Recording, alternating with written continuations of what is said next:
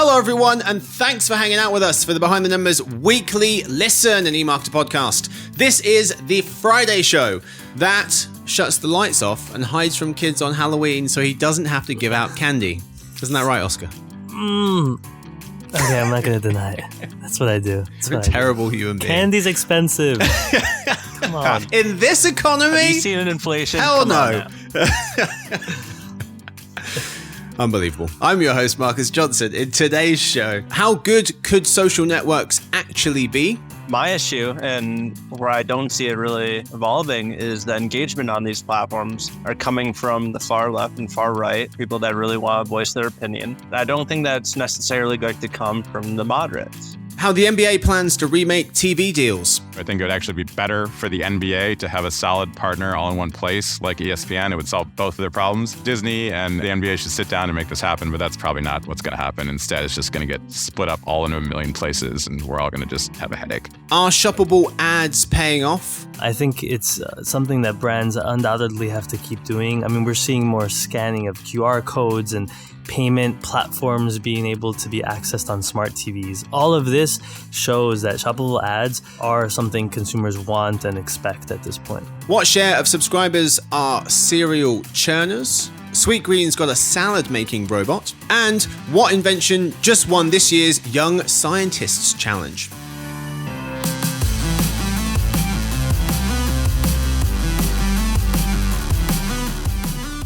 Join me for this episode. We have three people. Let's meet them. We start with our principal forecasting writer based in New York City. It's Ethan Cramer-Flood.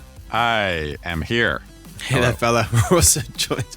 That was odd. We're also joined by one of our directors of forecasting based in New York as well. It's Oscar Orozco. That's right. Thanks for having me, Marcus. Hey, chap. And finally, we have one of our senior forecasting analysts based in Colorado. It's Zach Goldner. Thanks, Marcus. I'm also here. Hello. That was a weird intro. It's going to be an odd show. So, what do we have in store for you? Well, story of the week, that's where we'll begin. We'll talk about whether we can make social networks better. Someone has an idea on how to do that. We'll see if it's viable. Then we'll move to the game of the week. Our panelists will try to win the championship belt. And then we end with some random trivia in the final segment. Let's start with the story of the week.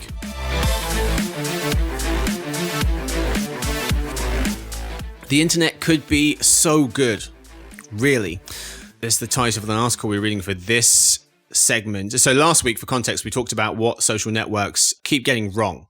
And basically, the answer was they're upsetting their users in different ways, whether that's X and Twitter and some of the changes they've made, whether it's Reddit changing its API, whether it's Tumblr banning adult content. Big sweeping changes upsets users. They're unhappy. But today, we're talking about what social networks could look like.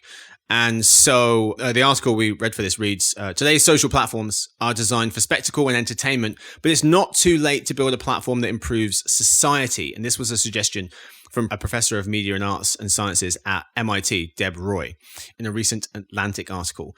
He believes, rather optimistically, you could argue, that social platforms don't have to encourage cruelty, snap reactions, and disinformation, and that new kinds of social networks can be designed for constructive communication, listening, dialogue, deliberation, things like that. The old guard of social networks are about entertainment. He cites media critic Neil Postman famously writing in 1985 about his fears that a TV-centric culture meant we were amusing ourselves to death. And so these new social networks, he says, don't need to compete with these legacy social platforms, Facebook, X, formerly Twitter, and TikTok, in terms of entertainment value, but they might provide scalable spaces designed for high quality and authentic public discourse. And so Mr. Roy and his team used a new voice recording tool to lead small facilitated group conversations in which people would speak and listen to one another about local issues. And whilst being recorded, and then the facilitators would bring in voices from prior conversations that were recorded and kind of play them back. So you'd have a conversation, it's being recorded, and when you made a point, maybe there was another point made in another conversation that was played back into this one to add to the conversation and make it better. One of the takeaways here was these conversations had clear roles for key participants, conversation organizers, facilitators, prompt designers, etc. And inviting individuals to play these roles in a social dialogue network was an opportunity to participate in civic and a democratic process or processes. Something. Gents, right. your take on the article. Yeah, I mean, it all sounded really good, but in no way are these ideas designed to, give the users what they want or improve the user experience or address the complaints that you were referring to earlier. These proposals were more about improving society, creating a platform where people can really or will really listen to one another and be civilized and, address our social issues and strengthen our democracy. It all sounded nice, and I applaud these scholars for doing the work. But even the way that the author described it, it was in a very cheerleading way, it still sounded a lot like getting people to eat their vegetables, like doing homework. It didn't sound at all like something fun or attractive or the kind of thing that would really draw in users at scale or would be sustainable, because even they admitted that it wasn't necessarily a money-making proposition. They even wanted it to be a nonprofit or government-sponsored. I like this kind of stuff, but it it didn't strike me as sort of reflective of addressing the problems with our major social media companies in such a way that was going to make anyone happy or draw anyone in. I couldn't agree with Ethan more here. In the perfect world, I'd say yes, get rid of all the current social medias and come up with something better. Social networking isn't what was supposed to be a decade ago when it was supposed to be connecting with your friends, family. It'd be great to get back to something like that, or something where you can have real general discourse. My issue, and where I don't see it really evolving, is the engagement on these platforms are coming from the far left and far right, people that really want to voice their opinion. I don't think that's necessarily going to come from the moderates. And that's kind of where the traffic is coming from when it comes to X and others. Speaking of which, I had to get rid of my X account last week because it was just so overwhelming. If you're not believing what's real, what's false, once again, it's coming from those far extremes. To me, I question who's going to fund it. That to me is, I don't see with that ad-free model, are people really going to bring up on their own and pay subscription to this business? Or the other question too, are people going to join a government-funded social networking site? In my opinion, I don't see it happening. Here's other people's thoughts. Yeah, I completely, very interesting read, Marcus. It's one of those Atlantic pieces that can draw you in, make you think, but ultimately agree with the guys here.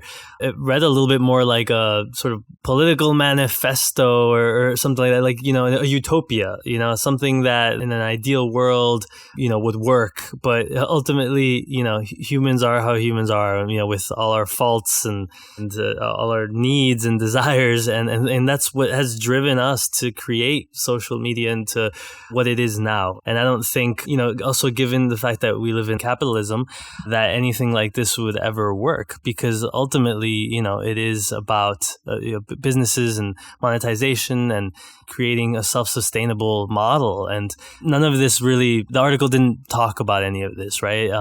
So, yes, do I think the platforms are doing harm? For sure, in many ways.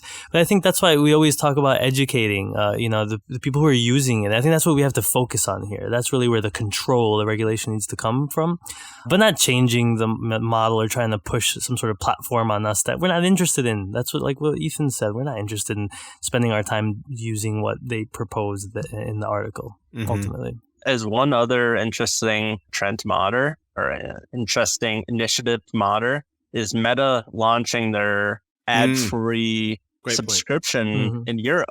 And that's not going to get rid of any of the rage baiting, the trolling, all that, but it's going to be able to see there really is an appetite for subscription-based social networking. And maybe that could then evolve into one of the other forms of talked about in this article. Yeah, well, Threads is also ad-free and civil right now, and nobody's there because it's boring, right? Yeah. Sure.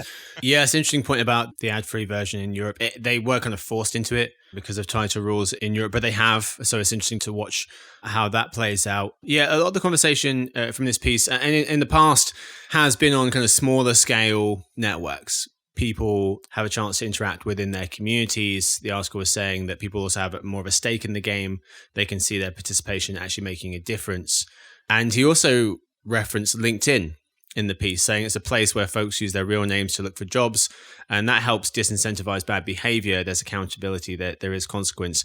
Yeah, the problem is those types of social networks are for socializing, which is, at least perhaps on the internet, less fun than being entertained. And so to Zach, what you were saying, social networks have evolved from social networking to social media to social entertainment. And so maybe people don't want a social network anymore. They just want to be entertained, in which case these wouldn't have a place. There is a social network next door. I'm just looking at their financials. Total weekly active users, 40 million. This was the end of last year. So there's an audience there. It's not huge and it's not daily, but there are some folks there. Interesting to see what kind of interactions are happening over there. But yeah, it seems like maybe there's not an appetite for this. And also, if there is an appetite for it, like to your point, how do you make money for this? Are folks going to pay $10 for this type of a service? Reddit has these highly moderated communities where you have pretty civil discussions and hundreds of thousands of people participating. Now that's text-based, right? People are just typing in comments in a sort of moderated and regulated environment to talk about deeply political or deeply sensitive topics, and it works. These folks, the proposal in the article you sent around is more about audio and visual, right? Hearing people's stories, et cetera. Mm-hmm. But between LinkedIn and Reddit and maybe Nextdoor, though I find Nextdoor to be a cesspool of people complaining and whining and negativity. So I actually quit Nextdoor also. But these kinds of things exist in smaller batches in existing services, but they're just not going to take off, right? It's not like TikTok, what people want to be doing. Yeah, I guess a huge part of the problem here is that no one is on the internet to listen to one another. And the article was saying that encouraging sharing of personal experiences, stories, Ethan, what you mentioned, rather than opinions was a way to increase mutual respect, more so than folks sharing facts and opinions. But no one's on the internet to listen to. But people aren't trying to listen to people in the real world, let alone on the internet. So yeah, sounded good. Would love to see something, but probably pretty unlikely. That's what we've got time for the story of the week. Let's move to the game of the week. Today's game. What's the point? I read out 4 stories, that's how we play, and have contestants Oscar, Zach, and Ethan tell us what they think is the main takeaway of the story. Okay answers get 1 point, good answers get 2, and answers that give you the same feeling as hearing the swish noise a basketball net makes when you get your shot straight in. Oscar, you're probably not too familiar with that noise, but I can explain it after the show. I'm kidding. I've played basketball against Oscar. He's good. Answers that leave you with that feeling, they'll get you 3 points. 20 seconds to answer before you hear this. If you run long, -2 points. 2 offenses will see you eliminated from the game. Most points wins, gets the last word. Let's play. We start with Zach for round 1. How the NBA plans to remake TV deals. Amol Sharma and Isabella Simonetti of the Wall Street Journal explain. As the NBA enters its first media negotiations in a decade, its biggest partners, Disney's ESPN and Warner Brothers Discovery's TNT, which together pay $2.6 billion a year, aren't looking to pony up big spending increases due to pressure from investors. ESPN and TNT, which carry over 150 nationally televised games combined, are exploring smaller packages, the article notes, which could allow the league to create a package for a streaming player. The article also points out that Amazon and others have suggested they'd like it if the NBA could package national TV rights with local market rights. So folks in Indiana, for example, could watch their hometown Pacers. I don't know why you'd want to. Ha ha ha. But Zach, how the NBA plans to remake TV deals, what's the point? Yeah, well, as TV networks' budgets are getting slimmer and slimmer, I think we can expect more and more streamers to come to the table, take a bigger slice of the pie. And I do think the choice is better, because we're already looking for football. Now you have to start getting Amazon Prime Video to be able to watch Thursday Night Football. Costs are going to continue to increase and increase. Interestingly enough, I am from Utah. Utah has started to allow one of those local players to play jazz games if you're in the local market. However, that's even more expensive than NBA League Pass, which gets you the availability to watch all games except for those within your local market. So prices are going to continue increasing. Ethan. Part of this story, I think, is that it's going to come out the other end of this in an even more annoying situation than other sports are in, because it's going to end up divided up all over the place, because it basically has to, and it's just going to get harder and harder to find what you want to watch. The author tossed around this number, 78 billion. They're talking about a doubling or tripling of the rights, the income that the NBA generated in the last deal 10 years ago. No one has that kind of money, right? That money would be divided up among all the various platforms. No one can afford it. So it's going to get split up all over the place. Personally, I still think that ESPN and the NBA should just form a strategic partnership. Bob Iger was out there saying that ESPN is becoming, untenable. It's still a cash cow, but it's declining rapidly, and that they need partnerships in order to continue. I think it would actually be better for the NBA to have a solid partner all in one place like ESPN. It would solve both of their problems. Disney and the NBA should sit down and make this happen, but that's probably not what's going to happen. Instead, it's just going to get split up all into a million places, and we're all going to just have a headache. Hold on, Ethan. If you were to get rid of TNT, that means you lose Shaq, you lose Charles Barkley. Come on now, we can't lose them. I don't want to lose those guys either. I love those guys. They're national treasures. They unfortunately work for a company that has no money, so we might be saying goodbye to them in a couple of years. Brutal. Oscar. I mean, Ethan's speaking from the perspective of a fan, right? But to me, the point of this is how much is like the 12th man on the Pacers making right now, Zach? Is he making like $25 million a year? The real winners in all this are the players. If you make it to the NBA, you are set for life. And it's because of what my colleagues here are saying that the fragmentation is going to continue to increase. And so they're the big beneficiaries in all of this. Tons of more money is going to flow through the NBA, every league, really. And that's really the point of all of this. And I would just say I've been warning you guys. As a soccer fan, this has been happening first with soccer, with all the leagues being played on Paramount Plus, The Zone, Fox, BN, everything like that. So what you've seen in soccer over the last 5-6 years start to happen, it will be happening with the NBA, and it has already started with the NFL. Hate to fact check you, Oscar, but like the 12th man gets like $2 million. But they make a ton of money. I didn't want to say. I get the point. Tell me, yeah. But if they invest well, then they can, they can make it to 25. NBA players are making so much money. Compound interest.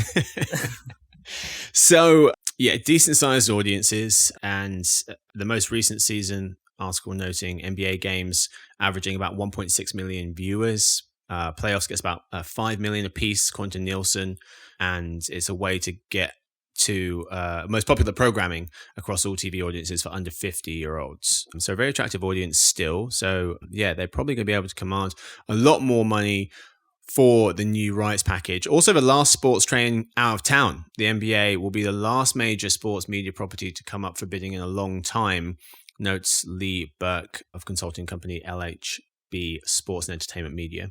Let's move to round two. We start with Ethan. Shoppable ads are paying off for smart TV owners.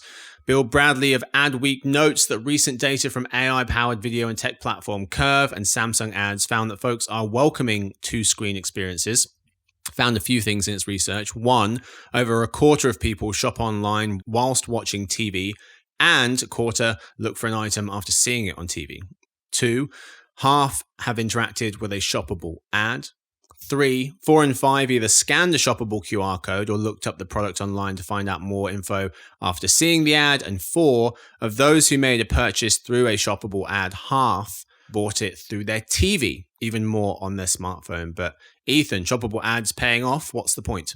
Yeah, it seems like this is promising, right? The point of this article is that I'm not crazy when I imagine that there's a lot more QR codes popping up on my streaming services or when I'm watching my CTV. We have a new forecast, I think, guys. This is a brand new one, right? We have shoppable media buyers. I don't think we have spending yet, but we've got a buyer's figure that we just came out with, 94 million at least once during the year have clicked on one of the things or otherwise made a purchase because of it. Yeah, the numbers in that article also reflected seemingly positive. Some of the data from Roku said was a little bit more cautious, but overall, yeah, this is all heading in the right direction, and we're all just going to get a lot more of this all the time. Real quick, Ethan, 94 million and growing pretty well, or? 5.7% increase this year, 4.4% increase next year. So it almost seems like we're saying this is already common enough that there isn't a massive growth spurt coming, but everyone's, it's once a calendar year. So what we're assessing right now is how common, how normalized is this, and it's rapidly become normalized. Okay. Oscar.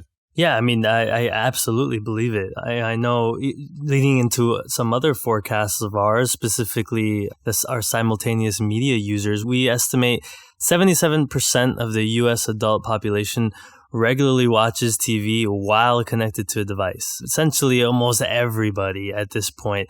Multitasking is a way of life. And so, just shoppable ads, having that, and it's kind of similar to one-click shopping and not just inspiring consumers to make a purchase, but putting it right in front of them.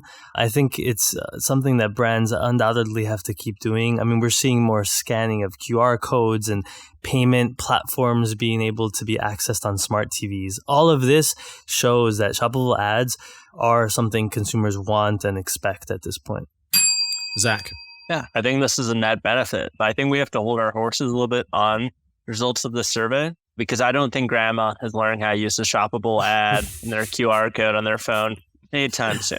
But with that being said, I think that we're seeing content consumption and commerce kind of converge together. And it's a really exciting time for advertisers and viewers. And if they're able to dive in deeper and purchase an ad or go further on their own research and discovery phase, I think that's great for both sides.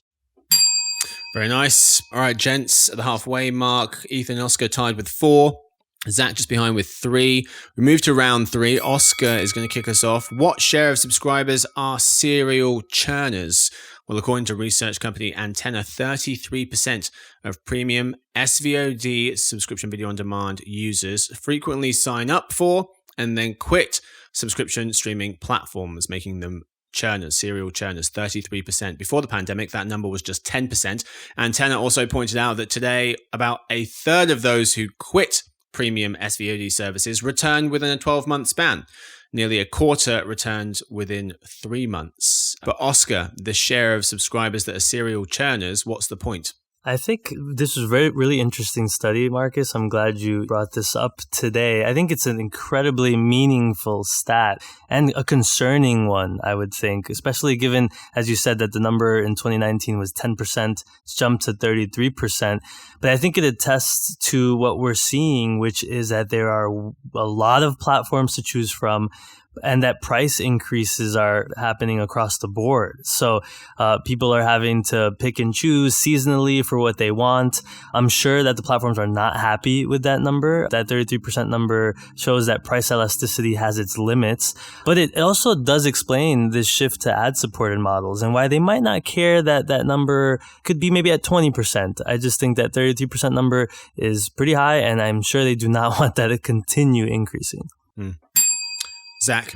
In honor of Halloween, I'd say spooky. I recently had someone approach me and ask me what streaming service is going to cut their prices anytime soon. Spoiler, it's not happening. Prices are going to continue to go up. We've already seen a lot of these streaming services, these platforms, they're operating at already unsustainable rates.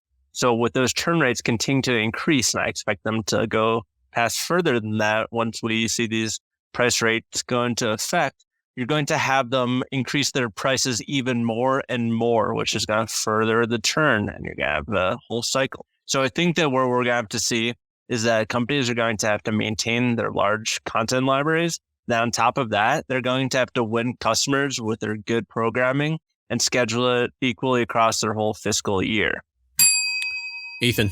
Yeah, these people are the quiet heroes of streaming consumer services. I love them. I'm glad they exist. I am too lazy to actively churn, but I love that people are out there churning because they will keep the streamers honest, right? They will force them to continue to put significant effort into creating compelling new content and investing in new shows that I want to watch, because these other folks are out there and they're actually willing to quit all the time when there isn't anything good on, unlike me, where I just never get around to actually quitting. So thank you for your service, serial churners.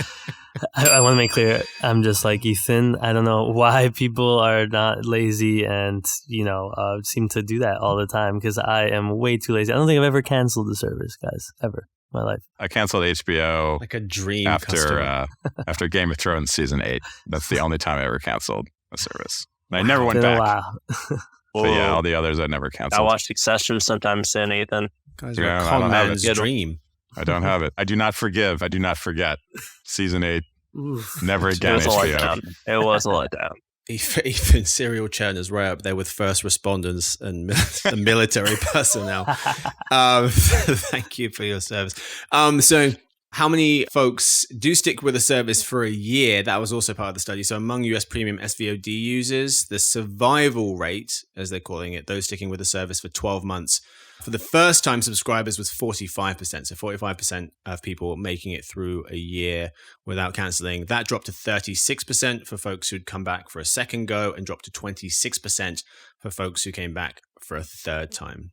Put this in perspective. Apple TV Plus is getting raised from $6.99 to $9.99. Mm-hmm. You look at this time last year, it was $4.99. It's doubled in just over a year. That's wild. Yeah. Still Disney cheaper Plus than cable. too. Still cheaper than cable, but That when you add them all up. Why do you still have cable then, Oscar? How did you know? You're the only person left. You forgot to cancel it. I can't get rid of it. It's just so hard. Local sports, Marcus. Yeah. Local sports. That's MSG why. Network. Yeah, exactly. SNY. Any cable company, anyone listening who needs a customer, Oscar's, come on over. Come to my house. Oscar's your guy. I'll rent you a couple hours of the TV. Lifetime loyalty from this guy. Let's move to round 4, gents. Oscar and Ethan still tied on 6. Zach with 5, but double points round 4, so all to play for. We start with Zach. We're talking about Sweetgreen's salad-making robot. Will it be the star of future restaurants? That's one suggestion from our senior retail analyst, Zach Stambor. According to the Wall Street Journal, the large system, which shoots ingredients down tubes into bowls that travel on a conveyor belt, can take up to 10% of the location's floor space. Sweetgreen says automation roughly reduced by half both the number of workers and the time it takes to assemble a salad. Zach, Sweetgreen's salad-making robot, what's the point? I don't like it. I have robots drive my cars, but I need some tender love and care in my food. There's really something to be said about a human doing the work behind the food. I'd worry about like a knife getting caught in the salad ingredients. It scares me. And I mean, for them to cut costs even more when the salad's costing $16 or however much that Sweetgreen is right now, they're just doing whatever they can to be profitable, and I don't see the end result coming anytime soon. Ethan? Yeah, I don't have a problem with this in theory. I mean, in a lot of these places, you don't see your food being prepared anyway, so I wouldn't know that it's a machine or a person if it's being done in the back. You know, a couple of weeks ago, we came on and discussed that in the sort of brick and mortar shopping environment, that retailers really need to be hiring more human beings to improve the shopping experience, or they're going to lose customers because it has become so bad in a lot of these stores. But that's not fast food, right? I don't think I have too much of a problem with this in theory. But what my mind immediately jumped to is that when you bring in all these machines and all these robots, you're just bringing in something that's going to break. And you're going to end up hiring maintenance people, or it's just going to break for a couple hours here. It's going to break again tomorrow. It's going to break again next week. And then that location loses all this business because it's become reliant on equipment that inevitably is unreliable. This, unfortunately, is just how it goes. But I don't have a sort of philosophical opposition to it like Zach. Oscar? Well, the first thing I thought about, what was that Charlie Chaplin movie with the conveyor belts, and it do you remember the name of that? But a reason I thought of that is because I would love. How old are you? Come on, it's all over. You must have watched that when you were a kid. Come on now. But the reason I thought of it is because I would love to see, as they're testing this out, they should charge tickets for people to come in and watch all the mayhem that happens. Just picturing like salad dressing and lettuce all over the restaurant, and things are just going to go wrong, like Ethan said.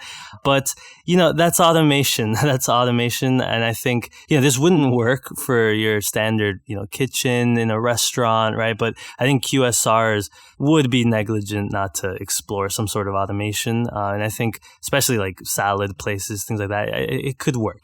But I picture all the laughs watching things go wrong when they will. Yeah, so you mentioned QSR's experimenting with it. The article from Zach noting Chipotle recently began testing Hyphen, collaborative robot, or a cobot, as apparently we're calling them, that makes burrito bowls and salads alongside employees, as well as a robot that can prepare avocados for guacamole called Autocado. That's a shame. White Castle also experimenting with Flippy, which is another robot. So, yeah, we'll see. Oscar, for reference, that Charlie Chaplin movie you were referring to, the factory scene was 1936. Ooh, back in the tough years. I think I was in elementary school. No, I did not watch it as a child. It was on. It was in school. Come on. I'm sure the listeners will remember. Probably not. Anyway, so we've got time for the game of the week. We check the scorecard. We take a drum roll. Ethan is this week's winner of the Game of the Week with 12, Oscar with 10, and Zach with 9. Congratulations to Ethan. He gets the championship belt. And of course, the last word. Oh, man, the last word. Well, I thought of this when Oscar at the top of the hour was talking about avoiding trick-or-treaters. So I live in a co-op in Manhattan, and we actually have a sign-up sheet down at the front desk so that you can alert all the parents and children in the building as to whether or not they are welcome to knock on your door on Halloween, which is incredibly convenient and kind of brilliant, because then everybody knows who's in and who's out. And, Zach doesn't have to worry about, people knocking on his door that he thinks they're asking for candy. They're not even asking for candy. It all gets sorted out in advance. And you can be a Grinch if you want to be. You can save money on candy because apparently Oscar can't afford candy. Are there any openings in this building? Are there any openings? I would say, well, if you're in a building, you got to recommend this. Sounds like my type of place. Everyone should be doing it. It's a win-win. I don't have to interact with people. Count me in. Just leave the candy outside. Right? Maybe people do that too. People do that too. But terrible. This is terrible. But then everyone can see on the list who the terrible people are. You just go, there's but it's a big building, right? There's hundreds and hundreds of people in here, so no one really keeps track. It's like that Friends episode where it's like, oh, hello, 3B. 3B. Anyone who's watched Friends, you know what I'm talking about. All right, folks, that's what we've got time for the Game of the Week. Congratulations to Ethan. He's this week's winner. Let's move to dinner party data.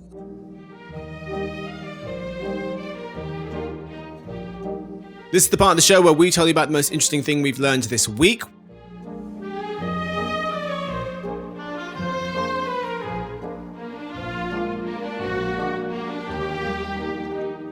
And we start with Ethan, because he won the Game of the Week. Ethan, what you got for us? All right, I got a fast one, and it's just one big complaint. So my dinner party data is what I heard on New York One yesterday, which is that New York City has had 8 consecutive weekends of rain. 8 in a row. Every single weekend in September, every single weekend in October, it rained. And since the beginning of the summer, since the beginning of June, it has rained 16 out of 22 weekends. Oof. I object. I am unsatisfied. This is completely unacceptable. There's my data. Someone needs to do something about this. Try living in England, mate. No, I'm not going to try that. Just the 8 I'm from straight. Syracuse. I left Syracuse to get away from this. I don't know if this is an all-time record, but in my head, it's an all-time record. It has been we just have not had any good weekends for 5 months. It's ridiculous. Brutal. Yeah, I can't remember living in New York for 7 years. I can't remember 8 consecutive. That's tough. 16 of 22. That's 16 out of 22. Wow. Going back to the beginning of June. Yeah. New York. Do better. Oscar. All right. I have an interesting one today, but I wanted to take 10 seconds just to congratulate Lionel Messi on his 8th Ballon d'Or as well. That's ridiculous, isn't it? Yeah, it's 8. Insane. And Cristiano's got 5, so they basically just swapped for the last decade and a half, just with your turn, my turn. But there's a clear winner here, so just wanted to take a second to do that. Yeah. But completely switching topics, I was down one of my this is the dinner party data here. I was down one of my Wikipedia rabbit holes. I'm sure you guys will all do it, and I was reading about the Incan Empire. You know me and my history, of course. But have you guys ever heard about Chasquis? Chasquis in the Incan Empire. They were messengers, and I don't know if you guys have ever heard. Anyone has? No? Mm-hmm. Okay. No, you wouldn't. Super fascinating stuff. So the Incans, they controlled a huge empire that ran from Colombia all the way down to Chile.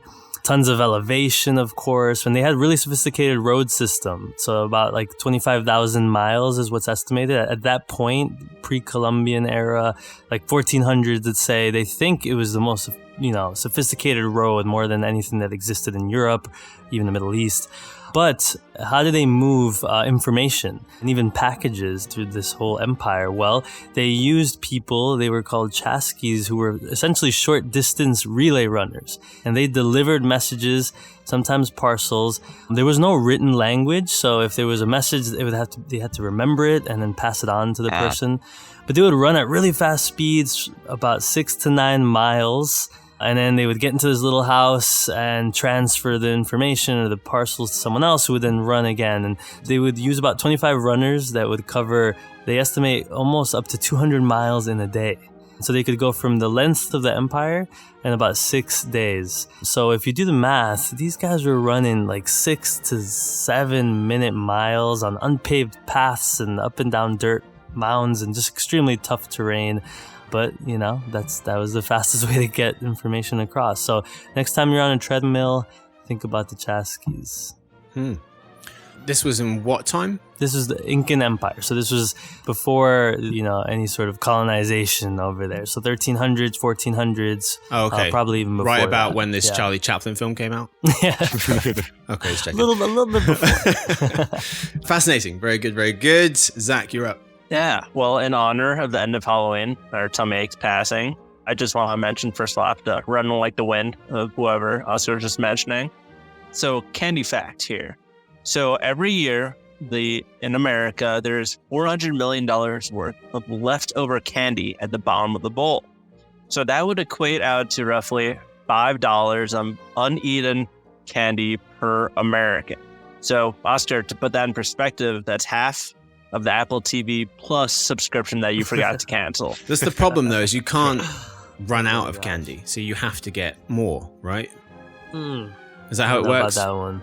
I've only done it once. I bought candy, so I lived in New York most of the time I've been in the States, and so I don't know where I've been every Halloween, but one Halloween I was like, I lived in an apartment building, I was like, I'm going to buy candy, and I'm like excited to like hand out to kids when they come past, and I bought like $50 worth of candy. Not a single child came past the door. Come on. Was furious.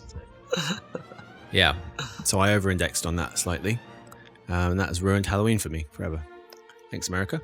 All right, folks. I've got one for you real quick. A scientist, I don't know if you guys saw this, just developed a soap, or is in the process of developing a soap, that could help fight skin cancer. Did you guys see this? No. No, seems like a good idea. It is indeed. In an NPR article, Max Barnhart writes, that's not even the most impressive part of this story. Max Barnhart writes that Heman Bekele is a 14-year-old at high school in Fairfax, Virginia, originally born in Ethiopia. He's the winner of this year's 3M Young Scientist Challenge, and he came up with this idea. So his soap invention delivers cancer-fighting drugs via lipid nanoparticles. Don't ask me what they do. Which work to it explains it here. Which work to activate the body's immune cells to fend off cancer. Don't ask me any more than that. Skin cancer is the most common type of cancer in the US, according to the CDC. Millions of Americans seek treatment for skin cancer each year at a cumulative cost of $9 billion. And the average price of skin cancer treatment globally is almost $40,000. And so he said he wanted to create this as a way cheaper, much more affordable option. Heman said he has a 5-year plan, including acquiring FDA certification and conducting human testing. By 2028, he hopes to turn, by the time he's 19, he hopes to turn his passion project into a non-profit organization where he can provide an equitable and accessible skin cancer treatment to as many people as possible. All right, that guy's slightly more of a hero than the streaming service serial churners. Only just. But, they're on par. Just absolutely remarkable. Well done, young man. Yeah. Congratulations indeed. That's where we leave today's episode. Thank you so much to my guest. As always, thank you to Zach. Thanks for having me, Marcus. Yes, sir. Thank you to Oscar. Happy to be here. Thanks, Marcus. And thank you to this week's winner of the game of the week, Ethan. Always glad to be in out of the rain. And thank you to Victoria, who edits the show, James, who copy edits it, Stuart, who runs the team, and Sophie, who runs our social media. Thanks to everyone for listening in. You can find us on Instagram if you want. It's Insider Intelligence, one word, for all the behind-the-scenes content you can possibly consume. We'll see you guys hopefully on Monday for the Behind the Numbers Daily and eMarketer podcast. Happy weekends. Too late to dress up as the Sweetgreen salad robot for Halloween? Never.